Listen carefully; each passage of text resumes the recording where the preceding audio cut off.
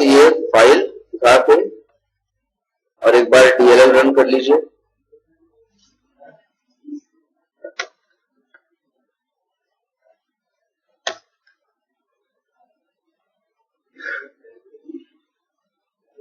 कहां पे है? स्टॉप पे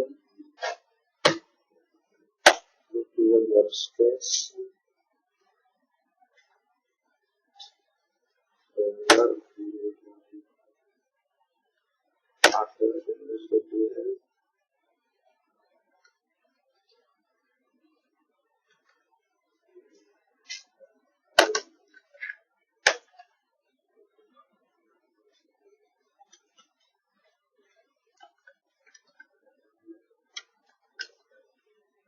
एक बार फिर से इसको रजिस्टर कर देते हैं।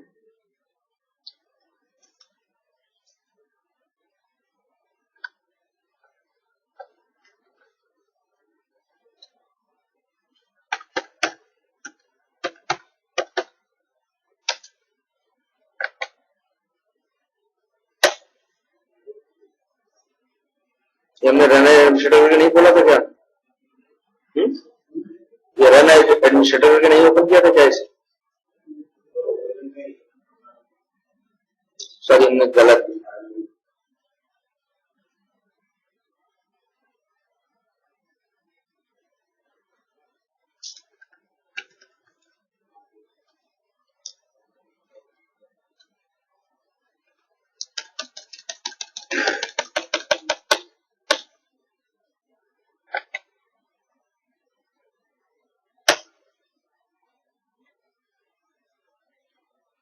अब देखते हैं। सेम है यार,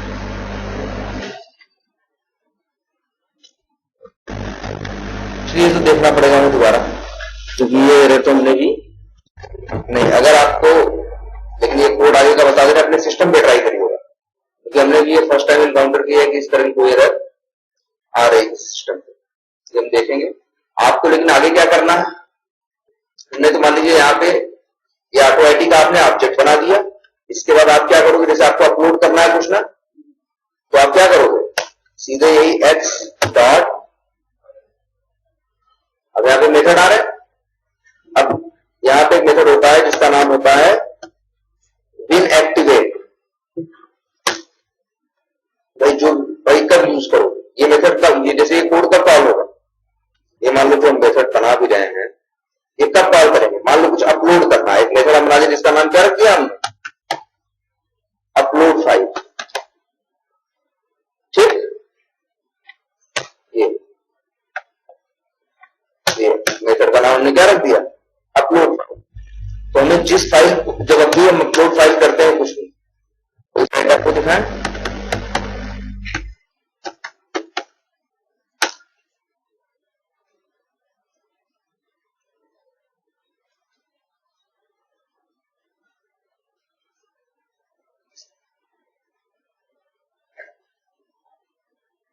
साइट है ना sendispatch.com, यहाँ पे जाओ तो अपलोड करने का ऑप्शन आता है, या जीमेल ओपन करो, कहीं भी ओपन करो, तो जब भी कुछ अपलोड करते हो तो ऊपर लिखा होता है ना, अगर आप फायरफॉक्स में जाओगे तो लिखा रहता है, क्या जानते हो, अपलोड फाइल।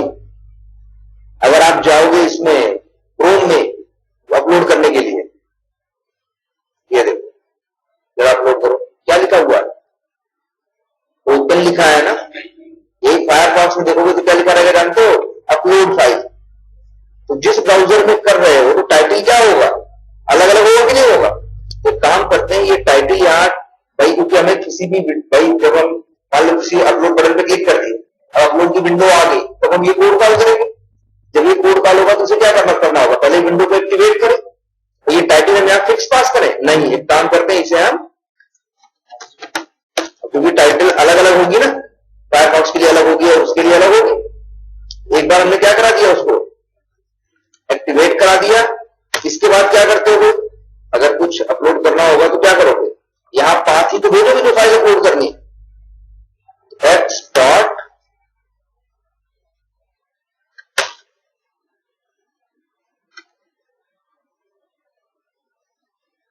एक मेथड है आपका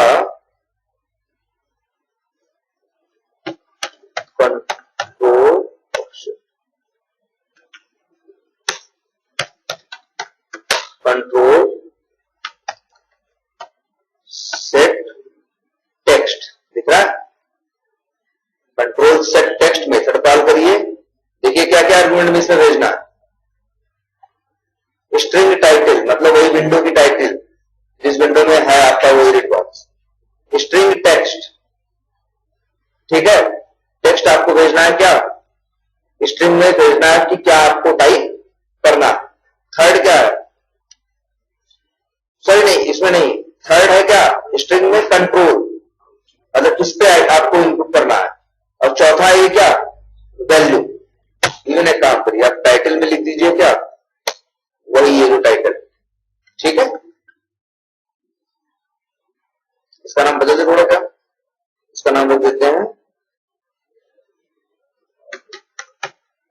विंड अंडरस्कोर, ये विंडो रख दिया, विंडो टाइटल। और यहां भी क्या करते हैं, विंडो टाइटल। टेक्स्ट यहां क्या कर सकते हैं आप, इसे ब्लैंक रखिए, कंट्रोल में लिख दीजिए, जानते हैं क्या, सिर्फ एडिट 1 और वैल्यू में लिख दीजिए क्या भाई। यहां पे अगर आपको कुछ सेलेक्ट करना है तो आपको ऐसे अंदर जाके ब्राउज करने की जरूरत नहीं है। अगर आप यहां से भी पाथ भेज देते, अगर डायरेक्टली यहां कॉपी करके पाथ भेज के ओपन कर दोगे तो उठा लेगा कि नहीं उठा लेगा। तो बस सीधे इतना करोगे क्या, इसको भी फिक्स नहीं पास करोगे और क्या कर दोगे, स्ट्रिंग, और ये क्या हो गया, पाथ, फाइल पाथ। लो इतना करना है बस। ये क्या कर देगा, वहां पे ये इनपुट कर देगा। इनपुट करने के बाद क्या करना है आपको, फिर x डॉट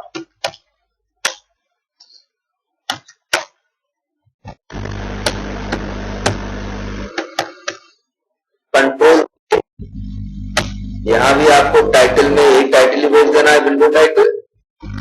टेक्स्ट में आप ब्लैंक भेज दो चलेगा,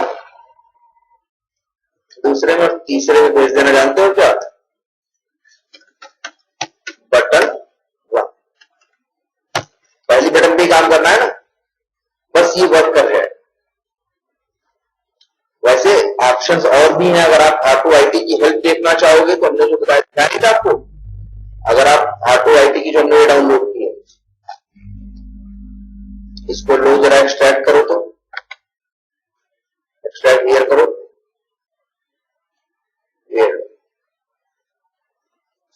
यहां से भी देखो ये 202 KB की ओपन करो, सीधे विंडोज मशीन पे ओपन हो जाएगी। ये ऑटो आईटी का जो कंसेप्ट है, अगर तुम देखना चाहोगे तो इसके मेथड्स क्या हैं, सब कुछ यहाँ पे तुमको मिल जाए। यहां से भी प्लस ये देखो ऑटो आईटी हेल्प, ये तो पूरा देख सकते हो कि ऑटो आईटी में। और अगर मतलब वैसे आपका काम क्या है, आपका काम बहुत लिमिटेड होगा। आप बस ज्यादा से ज्यादा अपलोड करोगे या ज्यादा से ज्यादा क्या करोगे, सेव एज करो। और इतने के लिए सेव एज जो है वो भी नहीं करने की जरूरत पड़ेगी, सेव एज करने की जरूरत नहीं पड़ेगी। आगे हम आपको क्या बता देंगे, अगर आप चाहो तो फायरफॉक्स की प्रोफाइलिंग कर सकते हो। चाहो तो आप क्या कर सकते हो, फायरफॉक्स की प्रोफाइलिंग कर सकते हो। उसकी प्रोफाइल में ये सेट कर सकते हो कि जब भी कोई, जैसे एक तो अपलोड वाला हो गया, एक चीज क्या होती है, कई बार हमें किसी पे क्लिक करके सेव करना होता है ना, तो उसके लिए जो विंडो आती है वो भी ऑटोमेटिक से हो जाएगी। वहां भी क्या करना है, क्लिक ही तो करना है एक दूसरे। पहली बात। दूसरी बात, अगर उसको हम अवॉइड भी कर सकते हैं। कैसे, हम फायरफॉक्स का प्रोफाइल बना के उसमें ये सेट कर सकते हैं फायरफॉक्स में कि कोई भी किसी लिंक पे क्लिक करे तो डाउनलोड की विंडो ना आए, सीधे डाउनलोड कर दे।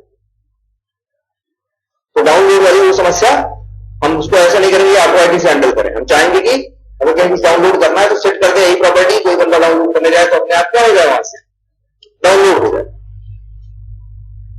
इसके लिए आप फायरफॉक्स से प्रोफाइल सेट कर सकते हो, तो हम वो यूज करेंगे बजाय कि हम ऑटो आईटी के लिए। ऑटो आईटी अपने के लिए रखो जहां कुछ नहीं कर सकते, जहां और तुम्हारे पास कोई ऑप्शन नहीं है। अदरवाइज जो भी है ऑटो आईटी को भी, मतलब भाई सिंपल सी बात है, कहीं आप एक दूसरे टूल को इसके साथ इंटरेक्ट कर रहे हो, अगर हाँ विंडो बेस्ड एप्लीकेशन आपको ऑटोमेट करना है नहीं, लेकिन हाँ ये है ऑटो आईटी की जार आप यूज करके एक विंडो बेस्ड एप्लीकेशन भी छोटा मोटा आप ऑटोमेट कर सकते हैं।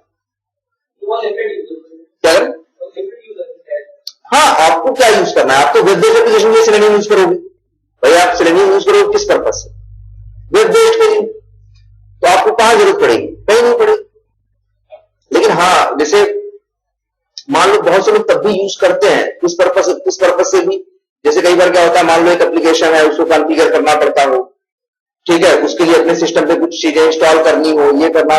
ऑटो आईटी इवन आया ही इसीलिए था, ऑटो आईटी का जो आया मतलब पर्सपेक्टिव था वो ऑटोमेशन नहीं था, वो ऑटोमेशन इस पर्पज से था कि जो डेली के काम विंडो बेस्ड एप्लीकेशंस में करने पड़ते हैं वो ऑटोमेट कर लें, इस पर्पज से ही आया।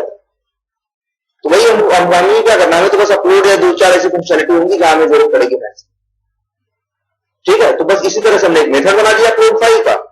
अब जब करना होगा तो विंडो की टाइटल भेजेंगे और क्या भेजेंगे, फाइल का पाथ, वो अपलोड कर देगा, ठीक है। तो अपने सिस्टम पे ट्राई करिएगा, होपफुली आपके सिस्टम पे तो इजीली चल जाएगा। इस पे जो इशू आ रहा था इसका देखना पड़ेगा, इसका रीजन क्या हो रहा था, ठीक है। तो इस तरह से आप चाहो तो क्या कर सकते हो, ऑटो आईटी में इंस्टॉल करके आप इसको यूज कर लेना। और क्या दूसरा टॉपिक है जो हम लोग बात कर रहे थे, अच्छा ग्रिड का, हाँ ग्रिड का है कि जैसे अभी हमने आपको एक टेस्ट-ng.xml में एक चीज दिखाई थी ना,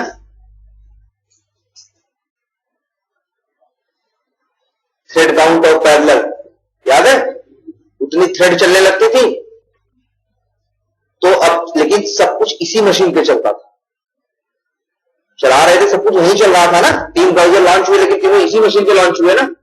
अब डिपेंड करता है 3 ब्राउजर एक साथ चलाने की इसकी कैपेबिलिटी है भी कि नहीं, पहली बात। दूसरी बात, ब्राउजर पे तो अलग अलग टेस्ट हो रहा है लेकिन ओएस सब क्या है, सेम ही है। हो सकता है हम चाहते हैं अलग अलग ब्राउजर अलग अलग ओएस के कॉम्बिनेशन टेस्ट करना, मतलब सिंपल सी बात है हम अलग अलग मशीन पे रन करना चाहते हैं। एक तो तरीका है जाके हर मशीन पे अलग अलग थोड़ा थोड़ा करके रन करो, बट उसे मैनेज करना क्या हो जाएगा, बड़ा मुश्किल है। हम पूरा चला 20 या 25-30 मशीन ले आए, 30 मशीन पे स्क्रिप्ट कॉपी करके 30 पे रखें और जा जाके एक एक को चलाएं, तो टेढ़ा काम होगा। इसी पर्पज से सेलेनियम ग्रिड यूज होता है। सेलेनियम ग्रिड का काम यह है कि अगर आपके पास नेटवर्क में मशीनें हैं, जैसे 20 या 25 मशीनें हैं, तो आप क्या कर सकते हो कि एक मशीन से कंट्रोल कर सकते हो, यहां से रन करोगे और एग्जीक्यूशन उस 20 अलग अलग मशीनों पर होगा, जिसपे हो सकता है अलग ओएस पड़े हों और अलग क्या पड़े हों, ब्राउजर्स पड़े हों, और स्क्रिप्ट एक जगह यहां रखी रहे। मतलब 20 मशीन आपके पास हैं, तो जब भी ऐसा कुछ होगा, कुछ रखा कहीं रहे और चले कहीं, तो इसका क्या मतलब है, कहीं ना कहीं क्लाइंट सर्वर आर्किटेक्चर फॉलो हो रहा है। क्लाइंट और सर्वर आर्किटेक्चर फॉलो हो रहा है कि नहीं हो रहा, एक तरह से। अब वही होगा सेलेनियम ग्रिड में, यही होगा। एक क्या होगा, 20 मशीन है, 20 में से एक सर्वर बन जाएगी और 19 क्या बन जाएंगी, क्लाइंट बन जाएंगे, ठीक है। और सर्वर पे रन नहीं होगा, रन कहां होगा, क्लाइंट पे, ठीक है। तो ये सेलेनियम ग्रिड का जो कंसेप्ट है वो है यही। अगर इसको जैसे एनालाइज वे में देखोगे इस कंसेप्ट को, तो उसमें है क्या, जैसे कि अगर हम एक वर्क का ही आपको फ्लो बताएं, सोचिए एक बार कि आपको आपके प्रोजेक्ट में टेस्टिंग करनी, ठीक है। एक कोई प्रोजेक्ट आता है, इसके लिए क्या करना है, टेस्टिंग करनी। तो सबसे पहले क्या होगा, सबसे पहले कंपनी क्या हायर करेगी, एक तरह से हो सकता है मेरी मैनेजर हायर करे। जब मैनेजर हायर करे, इसके बाद वो क्या करे, अपने हिसाब से वो टीम बनाए और फिर वो इसको जो भी टेस्ट करना है टेस्ट करे। तो सबसे पहले क्या बनाएगी वो मैनेजर, इसके बाद फिर उस मैनेजर के अंडर में 6-7-8 बंदे ले आएगी कि नहीं जाएगी। वो जो 6-7-8 बंदे होंगे वो सारे ऑर्डर किससे लेंगे, मैनेजर से लेंगे। 6-7 अपना इंटरेक्ट करेंगे कि उससे, एक तरह से मैनेजर जो हो गया, एक तरह से सर्वर हो गया, और जो 7-8 जो वो हो गए बंदे हो गए काम के उसके अंदर, वो क्या हो गए, उसके क्लाइंट हो गए। मतलब एक तरह से ये हुआ, अगर आपको टेस्टिंग करानी तो यही अप्रोच होगा, आप पहले मैनेजर हायर करो, फिर मैनेजर से कहोगे अपने तुम बंदे ले आओ, तो वो क्या करेगा, भाई 6, 7, 8 बंदे जैसे भी है ले आए। अब ले आए के रखने के बाद क्या होगा, हर बंदा, जैसे अभी उसे 7, 8 बंदे प्रोवाइड कर दिए, एक मैनेजर बना दिया गया, उसको 8 बंदे प्रोवाइड किए। अब इसके बाद क्या होगा, अब इसके बाद एक तरह से देखा जाए तो हर मैनेजर जो बंदे होंगे वो मैनेजर से जाकर मिलेंगे, अपने बारे में बताएंगे नहीं। इवन जब भी कहीं जाते तो पहली बार अपने मैनेजर से आदमी मिलता है कि नहीं, अपने बारे में बताएगा भाई कि हाँ मेरे पास ये मशीन है, ये ब्राउजर ओएस पड़ा है, ये मेरा मतलब ब्राउजर है, ये मेरा ओएस है, ये चीज हम रन कर सकते। वो कहेगा ठीक है। ऐसे क्या होगा, 6, 7 बंदे सबसे सब बता देंगे अपने बारे में कि नहीं, भाई मेरी ये मशीन है, मेरे पास ये ओएस पड़ा है, मेरे पास ये ब्राउजर पड़ा है, उसका ये वर्जन। मैनेजर ने सबका सुन लिया, कहा ठीक है। इसके बाद अब क्या होगा, अब वर्क आएगा, अब जैसे क्लाइंट, जो मेन क्लाइंट है वो वर्क दे रहा है, वो मैनेजर को बोलेगा कि ठीक है अब एक काम करो, ये इतना काम जो है इस ब्राउजर पे और इस ओएस पे टेस्ट करवा दो। तो मैनेजर क्या करेगा, मैनेजर को तो पता है ना कि मेरे किस बंदे के पास कौन सा ब्राउजर और ओएस है, वो देखेगा अच्छा मेरे पास 10 बंदे हैं, इस 10 में से उसकी जो क्लाइंट की रिक्वायरमेंट है वो जिस बंदे की कॉन्फ़िगरेशन से मैच करेगी रन करने की, उसे दे देगा कि नहीं दे देगा। मशीन ये मैनेजर तो रन नहीं करेगा ना, रन कौन करेगा, वो बंदा ही करेगा ना जिससे उसकी मशीन मैच करेगी, सिस्टम मैच करेगी कॉन्फ़िगरेशन। फिर कोई दूसरा देगा कि कह लो इसको टेस्ट करवा दो इस कॉन्फ़िगरेशन पे, इस ब्राउजर पे, तो क्या करेगा, उसके पास जो दूसरा बंदा बैठा होगा उसे दे देगा कि नहीं दे देगा। यही स्ट्रक्चर चलेगा कि नहीं चलेगा। अच्छा एक ये बताओ, हर बंदे को रन करने के लिए क्या चाहिए होगा, हम कह रहे हैं कि वो रन कर देगा अपनी मशीन को, जैसे हम कह रहे हैं कि प्रोजेक्ट मैनेजर बोला कि हाँ ये एक चीज है इस ब्राउजर पे, इस पर टेस्ट करना, तो टेस्ट कहां करेगा, वो अपनी मशीन पे करेगा। अब क्वेश्चन ये उठता है कि जो मान लो इसका मैनेजमेंट करना हो कि किसको क्या टेस्ट करना है, किसको क्या टेस्ट करना है। जैसे मान लो कोई बंदा अपनी मशीन पे रन करने जा रहा है, उसे कौन से स्टेप्स रन करने हैं, कोई टेस्ट केस देगा, कोई टेस्ट केस भी तो देगा। वो टेस्ट केस देने का काम कौन कर सकता है, मैनेजर भी कर सकता है, या मैनेजर अगर अपने किसी बंदे को दे दे तो भी तो चल सकता है। अगर मैनेजर ने ये काम अपने किसी बंदे को दे दिया कि ठीक है केस किसको क्या देना है तुम देख लेना है, अब क्या होगा, फॉलो प्रोसेस क्या फॉलो होगा कि जब भी कुछ क्लाइंट से रिक्वायरमेंट आएगी रन करने के लिए, ठीक है, टेस्ट केस, तो टेस्ट केस किसके पास आएंगे, उस बंदे के पास आएंगे। किस बंदे के पास, जिसने मैनेजर ने जिसको वो कहा है कि तुम ये काम देख लेना, वो देखेगा, वो बताएगा कि सर इसके स्टेप्स में लिखा हुआ है कि इस ब्राउजर पे और ऐसे टेस्ट करना। मैनेजर उसकी बात सुनेगा, कहेगा अच्छा ठीक है, और अपने पास अपनी लिस्ट निकालेगा, मेरे पास ये 8 बंदे हैं, 8 में से कहेगा लो ये अच्छा इसको रन करने के लिए। कई बार ऐसा भी होगा कि जो बंदा टेस्ट केस बताएगा कि सर इस बार ये आया है, तो कहेगा ये तो तुम्हारी मशीन से ही मैच कर रहा है, इसे क्या कर लो तुम रन कर लो। या हो सकता है कई बार 8-10 काम इकट्ठे आ गया, तो क्या करेगा, वो इकट्ठे सबको एक साथ काम दे देगा कि नहीं दे देगा। सेम यही स्ट्रक्चर सेलेनियम ग्रिड का है, वो आपको स्ट्रक्चर बता रहे थे, ग्रिड यही है। जानते हैं क्या होता है, आप जैसे 10 मशीनें हमने अरेंज कर, मतलब मान लो आपको रन करना है, 10 मशीनें हमने अरेंज कर, 10 को एक नेटवर्क में ले आए, ठीक है, एक ही नेटवर्क में, जैसे मेरे ऑफिस के नेटवर्क में 10 की 10 मशीनें हैं मेरे पास। अब हम क्या करेंगे, उसको उन 10 मशीनों में से एक मशीन जिसे मेरा मन करेगा उसे हम सर्वर बनाएंगे। सर्वर बनाने के लिए बहुत बड़ा काम नहीं करना है, सर्वर बनाने के लिए एक लाइन का कोड है, कमांड प्रॉम्प्ट से वो एक लाइन का कोड तुम रन करोगे, अपने आप क्या होगा, वो मशीन सर्वर बन जाएगी। बाकी 9 मशीन पे भी जाओगे, सर्वर जब बन जाएगा तो वो इवन आने लगेगा कि हाँ सर्वर इज अप, ठीक है। और उसको लोग सर्वर नहीं वर्ड यूज करते, क्या वर्ड यूज करते हैं जानते हैं, हब यूज करते हैं। मतलब कुछ नहीं करना आपको, बस सर्वर एक हब कर देना है। किसी जैसे मेरी मशीन है, अगर हम इसी को सर्वर बनाना चाहे तो क्या करेंगे, कोई बहुत बड़ा काम नहीं है, बहुत छोटी सी लाइन है सिर्फ, और उसके लिए कुछ अलग से फाइल भी नहीं चाहिए। मेरे पास एक जार फाइल रखी है ना, कौन सी जार्स में जाओ, सेलेनियम सर्वर स्टैंडअलोन रखी नहीं, इसी को रन करना है और जानते क्या लिखना है, बस कमांड प्रॉम्प्ट ओपन करो और यहां पे लिख दो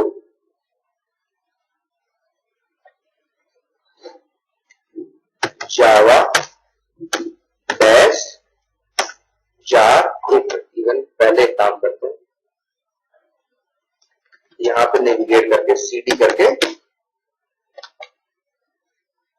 पहुंच जाते हैं। ठीक, अब क्या लिखें, जावा डैश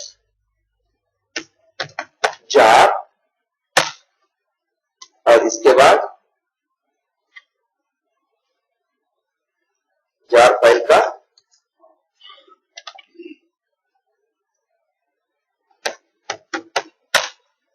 डैश रोड हब लिखे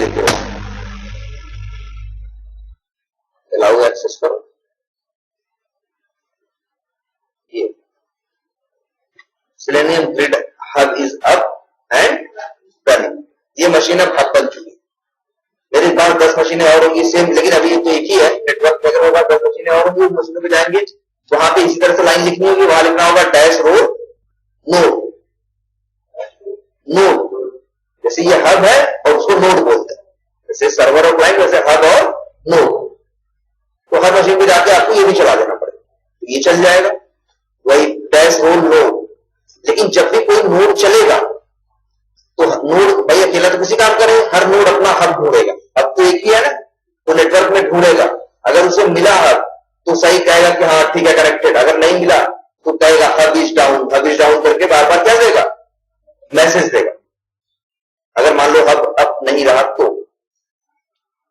अच्छा, जब नोड आप क्रिएट करोगे, हमने बताया ना ऐसे कमांड प्रॉम्प्ट की लाइन किसी मशीन पे लिखोगे तो क्या बनेगा, वो नोड बनेगा। तो जब नोड मान लो हब है तो नोड और हब एक दूसरे से इंटरेक्ट करेंगे कि नहीं करेंगे? जब इंटरेक्शन करेंगे तो उस समय नोड बताएगा अपने बारे में कि मेरे पास क्या क्या है। वो बताएगा मेरे पास ये ओएस है, मेरा ये ब्राउजर है, हम इतनी 4 इंस्टीट्यूशन एक साथ झेल सकते हैं। ठीक है, जो भी होगा अपनी मेरी ये कैपेबिलिटी अपने बारे में जो भी चीजें होंगी वो बता दे उसी समय। अब जो आपकी स्क्रिप्ट है वो कहां रखी जाएगी? हब पे रखना स्क्रिप्ट जरूरी नहीं। स्क्रिप्ट एक हब है, 9 नोड है ना, 10 मशीन है आपके पास, स्क्रिप्ट 10 की 10 में से किसी एक पे भी रख दो, काम चलेगा। ऐसा जरूरी नहीं कि स्क्रिप्ट हब पे ही रहे।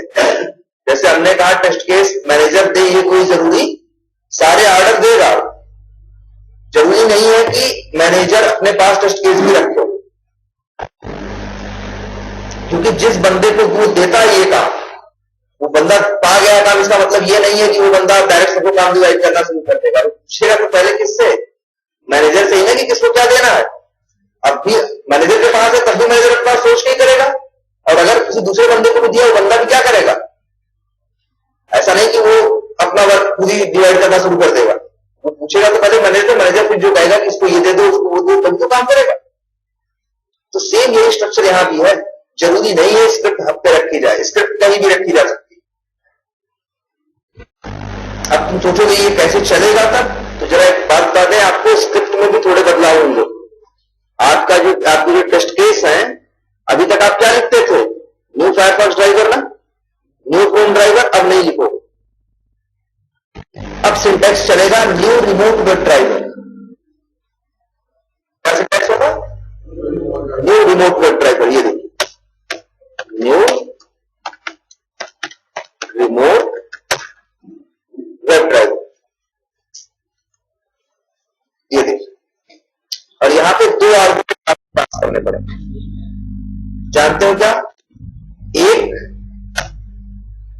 एक आपको हर बार यूआरएल भेजना पड़ेगा। अब एक मशीन है ना नेटवर्क में, तो यूआरएल का मतलब हब की आईपी भेजनी पड़ेगी।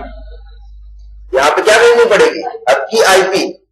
और दूसरा ये भेजना पड़ेगा, ये क्या लिखा हुआ है, डिजायर्ड कैपेबिलिटीज, मतलब क्या चाहिए, कौन सी कॉन्फ़िगरेशन आप रन करना चाहते हो। डिजायर्ड कैपेबिलिटीज देखो ऐसा होता है, मतलब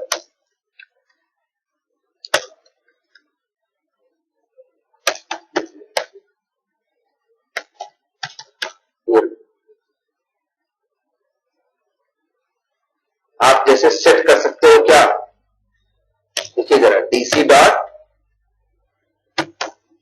सेट प्लेटफॉर्म है ना, तो प्लेटफॉर्म जैसे आपने सेट कर दिया जी, हमें विंडोज पे रन करना है ना, यहां पे दिया है प्लेटफॉर्म डॉट विंडो पे किस पे रन करना है, विंडो 8 विंडोज जो भी है, या सिर्फ विंडोज जो लिखना है लिख दो। उसका मतलब क्या हुआ,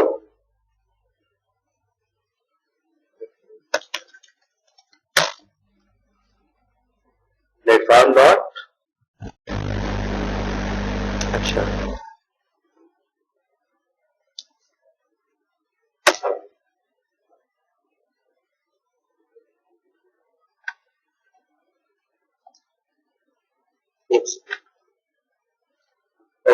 डीसी डॉट, यहां क्या कर सकते हो आप, जैसे फायरफॉक्स कर दे रहे हो कि नहीं कर दे रहे हो, इसका मतलब क्या हुआ, अब यहां पे तुम पास कर दोगे डीसी। ये स्क्रिप्ट है, स्क्रिप्ट हमने कहां कहां रखी जा सकती है, बोलिए, है और नोड पे। हमने ऐसा क्यों कहा, क्योंकि मान लो स्क्रिप्ट कहां रखी है, हब पे नहीं रखी है, कहां रखी है, नोड पे। लेकिन देखो जरा स्ट्रक्चर होता कैसा है चलने, जब तुम लिखते हो, ये जब चलता है ना न्यू रिमोट वेब ड्राइवर, और ये भी रिटर्न क्या कर रहा है, जो न्यू रिमोट वेब ड्राइवर है, ये भी, इसका ऑब्जेक्ट भी किसमें रखा जा सकता है, इसी वेब ड्राइवर टाइप की वेरिएबल में रखा जा सकता है।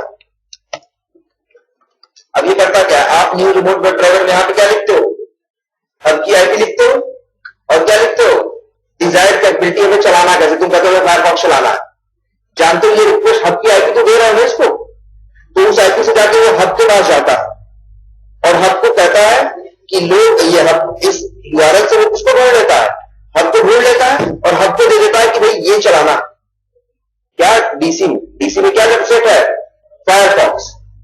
तो जो हब होता है अब सोचता है कि मेरे पास जो 5 6 7 8 नोड रखे हैं, जिन सबने हमें बताया था अपने बारे में, उनमें से किसके पास फायरफॉक्स है, जिसके पास फायरफॉक्स होता है उसके पास क्या करेगा, राउट कर देगा। अब सोचिए जरा, स्क्रिप्ट रखी है एक मशीन ए पे, हब है एक मशीन बी, और रन कहां हो रहा है, एक मशीन सी पे। आप रन कर रहे हो एक मशीन किस पे, ए पे।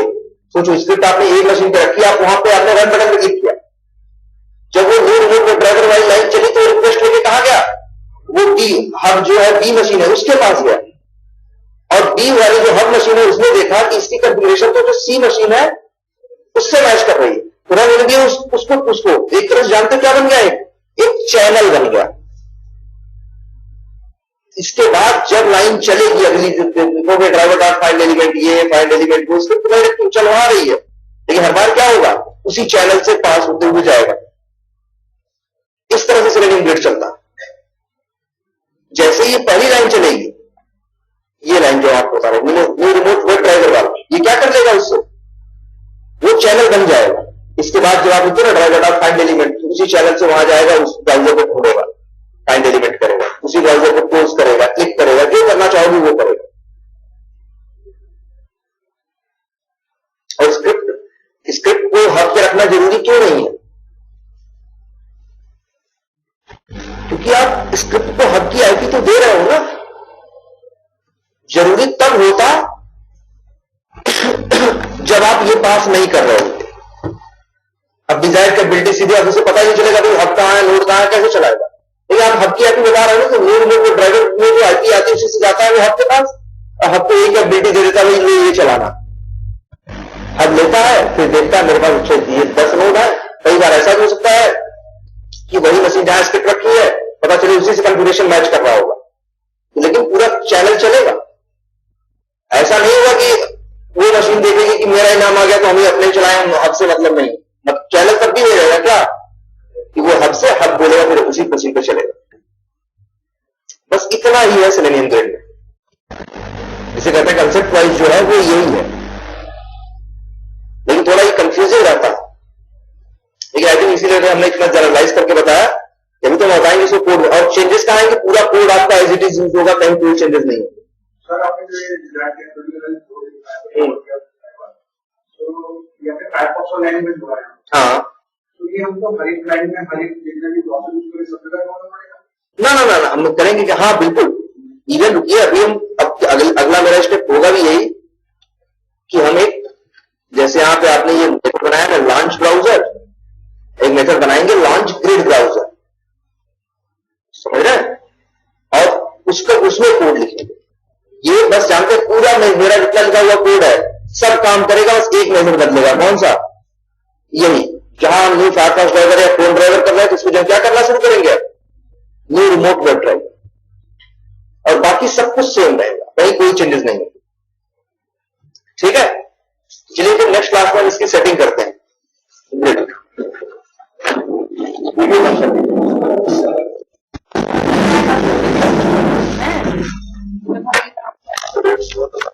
वीडियो